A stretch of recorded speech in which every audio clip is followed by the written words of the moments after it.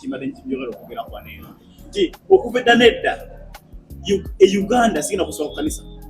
tuza tusomesa misomo okuveda nedda emisomo jukire membe gikyuka waliwo omulembe gw'emisomo nga gikola era nkiyamba abantu yigokola kando yigokola pani nofunamu kyekitutula aba obujulizi obudde buno mu Uganda ya leero emisomo tegikyakola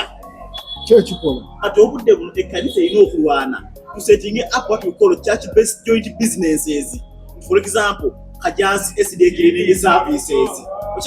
Kajansi SDA Clinic Services ngabo bakola gwa kuyonja nenga bachachi member bawa nga mutubidde musakezo kulira Kajansi Construction Services bakola pavers bakola kiro bakola kiri abantu ne bagalule bajja bayiga nenga bafuna mu they are getting paid ngani agikulembere muchi mwana institution nga yetengeredde within an institution ukere kanisa tekola business yakyo kirobozo kati zikola bazimba n'amaduka kati ku makanisa